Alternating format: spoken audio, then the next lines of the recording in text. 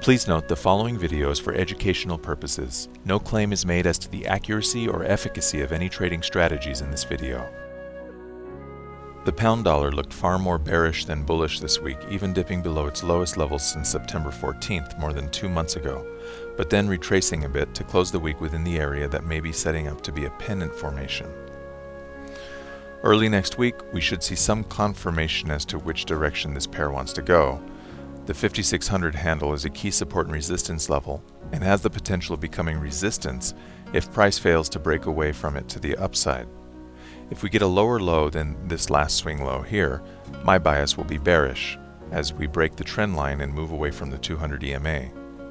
If that happens, I'll be looking to the 141.4 to the 161.8 fib extension levels for targets, as that general area would converge with the final leg of an AB equals CD pattern, which would go like so. This would be the A to B leg, and this would be the C to D leg, closing in this general area, which also shows some convergence with support and resistance around those levels from earlier on. Of course, there's always a chance that price will resume its uptrend, and if it manages to break this trend line and retest it, my bias will turn to bullish. The euro dollar has now been in this area of consolidation for over 2 weeks. This concerns me a little bit and is making me question my previous bearish sentiment. We know that ultimately fundamentals drive the market and form the major swings, and since we're looking to trade in the direction of the major trend, when we hit these areas of congestion, it's interesting to pay attention to the news and signs of strength and weakness. That said, we're coming up into the Christmas week, and it's to be expected that there will be erratic price action. What I see when I zoom out on the daily time frame is that we're in the general area of the 50% retracement of this engulfing major swing, and we're also close to the major trend line. As of today, I've closed all my EU shorts as I saw my 200 plus pips turn into break even and then go back up to 100 pips again, so I decided not to hold those positions over the weekend going into Christmas week. Contrary to the EU, I decided to hold my EJ short over the weekend because we don't seem to be sitting in an area of consolidation, and swing analysis tends to favor the short bias. I don't see any very attractive trades at this time on the pound yen, but my bias would be bearish. On the dollar yen, I decided to hold my long position over the weekend, even though it looks a lot like the euro dollar, rather congested and not showing its true intentions.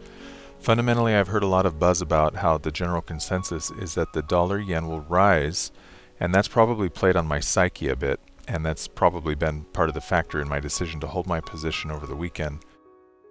Coincidentally, the New Zealand dollar looks quite a bit different than the Australian dollar right now, which I find interesting since the New Zealand dollar usually mimics the Australian dollar. Swing analysis points to a healthy downtrend, but because of the 50% fib retracement, the weekly trend line, the 200 EMA, and the 7400 handle, which is being revisited right now, if we get a good bullish candlestick formation in this general area, I'll consider taking it long. That said, if I were in a short on this pair right now, I'd be happy to leave it on the table, as if price breaks the trend line and the 7400 handle, I believe we could see a good drop to the downside, as we'd be seeing the confirmation of a major trend reversal since November 4th. One thing worth mentioning about the Euro-Swiss franc is that we are at an all-time low. Actually, price seemed to break down below that all-time low, and it's now come back up into the area. Interesting general area to keep an eye on here. I suppose this gives potential for a bounce, and a big bounce to the upside, or a continuation to the downside, which really has no bottom since this is all-time low area that we're at. Same goes for the pound Swiss franc. As you can tell, the Swiss franc is doing pretty strong right now fundamentally, and the US dollar Swiss franc has a similar look but not as nice swing, so I'm not showing it in this video. But another thing to keep an eye on this pair, it seems that price did actually break below and has remained below the all-time low. So this is another pair to keep an eye on going into this next week and into the new year.